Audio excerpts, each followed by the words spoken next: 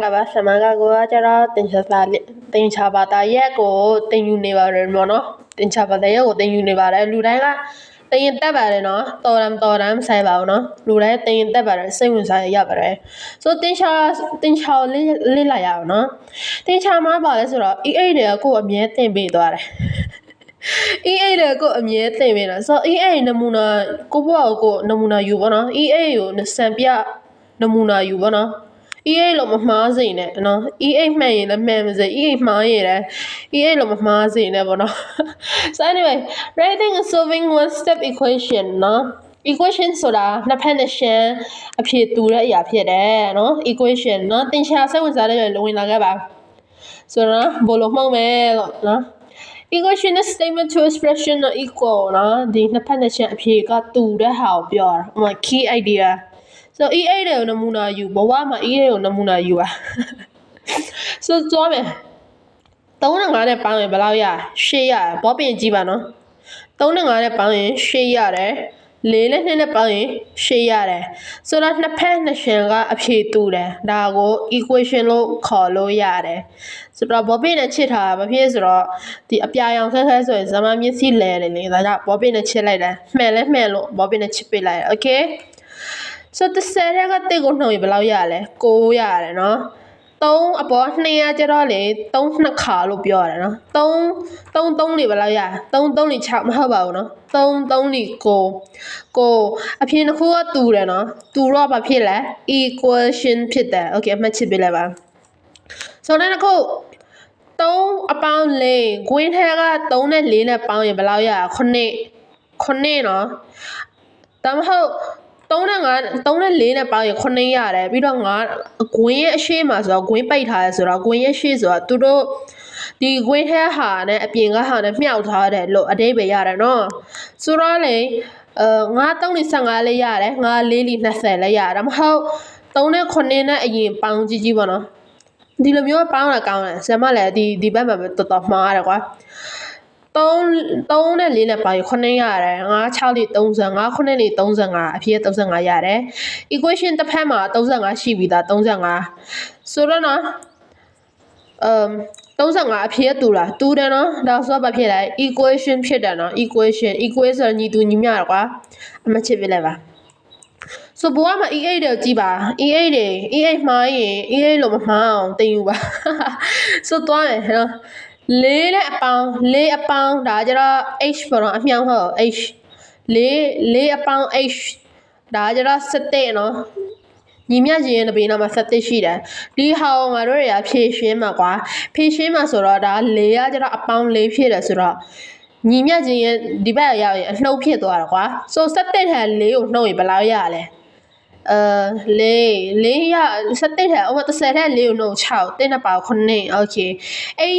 h ပဲကြမ်းမှာပေါ့4ရဒီဘက်ပိုးလိုက်ရင်အနှုတ်ဖြစ်သွားတာကွာရှင်းလိုက်ပြီ h တစ်လုံးပဲကြမ်းမှာပေါ့နော်အထီးကြမ်းနေတာ h တစ်လုံးဆိုတော့ h ပေါင်း9ပေါ့နော်ဆိုတော့ h က9တန်ဖိုးရှိတယ်ဆိုတော့ငါတို့တွေကဒီ7ရလားမရလားငါတို့က check ကြည့်ရမှာကွာ check ကြည့်ရဒီတိုင်းပဲပေါ့နော်မှန်ပြီငါokay ဒါကြတော့38ညီမျှခြင်း24ငါတို့ဖြည့်ရှင်းမယ်3နဲ့ h နဲ့ဒီလိုမျိုးပုံစံအပေါင်းနဲ့အနှုတ်တွေမရှိနေဘူးဆိုရင်ဒါကြတော့သူတို့နှစ်ခုကမြှောက်ထားတယ်လို့ခေါ်ရတယ်ပေါ့နော်သူတို့နှစ်ခုမြှောက်ထားဆိုတော့မြှောက်ထားရင်3ကိုညီမျှခြင်းတပေးသချမ်းထားရင်လားအစားဖြစ်သွားတော့ကွာ3 5 15 3 6 18 3 9 21 3 8 24ရတယ်ကွာ24 3 8 24နော်3 8 24အဖြစ်တူတယ်ရှစ်ဒါကြတော့ h ကအထီးကျန်မှာပေါ့နော်ဒီဘက်မှာဆိုတော့ h ကတန်ဖိုးက8ရတယ်အမှတ်ချစ်ပေးလိုက်ပါ okay ပြောပြီးပြီနော်ဘဝမှာ E8 တွေကိုသင်ခန်းစာယူပါတော့ so နော်ဒါပါလဲ h အနှုတ်5ညီမျှခြင်းအနှုတ်2ပေါ့နော်ဒါငါတို့ဖြည့်ရှင်းမှာပေါ့နော် so နော် h နဲ့အနှုတ်5နော်အနှုတ်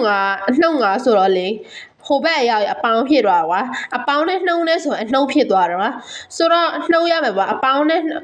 ဒီကအနှုတ်5ဟိုဘက်ရောက်အပေါင်းတော့မှတ်ထားအပေါင်းဖြစ်သွားပြီဆိုတော့အပေါင်းနဲ့အနှုတ်နဲ့ဆိုရင်လေနှုတ်ပေးရတယ်ဆိုတော့5ထဲက2ကိုတော့3နော်5ကအပေါင်းဖြစ်5ကအပေါင်းကပိုကြီးနေတော့ကွာအဲ့ဒါဆိုတော့အပေါင်းပေါ့နော်တကယ်လို့2 အနှုတ်ငါဆိုတာအနှုတ်ငါဖြစ်သွားအဖြေက300ပါငါထဲအနှစ်ကိုတော့3ပေါ့နော်အပေါင်းကကြီးတော့အပေါင်းလက္ခဏာထည့်ရတော့ကွာအပေါင်းဖြစ်သွားဆိုတော့ h ကအထီးကျန်ပြန်ပြီလို့အဲ့ဒါ h ကတန်ဖိုးက300အဲ့ဒါအမှတ်ချစ်ပေးလိုက်ပါဆိုတော့ okay follow ရတဲ့ပေးရှင်အဖြစ်ဆရာမတင်ချာမှတ်မိချင်လို့ပါလို့ so e8 တွေသင်ခန်းစာယူပါဘွားမှာဒါ solving h အနှုတ်23ညီမြချင်း45ဆိုတော့ဒါလည်းဖြည့်ရှင်းရအောင်ပါကွာဆိုတော့အနှုတ်25ဆိုဟိုဘက်ရောက်ရပါဖြစ်လဲအပေါင်းဖြစ်သွားတယ်ဆိုတော့45နဲ့23နဲ့ပေါင်းတော့60နဲ့8ရတယ်နော်ပေါင်းကြည့်လို့ရ40 20တော့60 3နဲ့5နဲ့ပေါင်း8 68so check ကြည့်မယ်ဒီ h အစားထဲမှာ h ထဲမှာလေ68ထည့်လိုက်ပါ68ဝါနေပြီ okay 68အနှုတ်23ဆိုရင်45ပြန်ရတော့ကွာအဖြေကဘာဖြစ်လဲအဖြေတူတော့ equation ဖြစ်တော့ကွာဆိုတော့တစ်ခုက e8 တွေပြန်ကြည့်ပြန်နော်ဘိုးကမှာ e8 တွေကြည့်ပါသင်္ကန်းစံယူပါဆိုတော့ဒါကျတော့ h မြင်းသားထားတယ်ဆိုတာရိုးရိုးမြင်းမဟုတ်ကွာဒါစားထားတယ်လို့ခေါ်စားထားတယ်ကွာ h နဲ့စားထားတော့လေ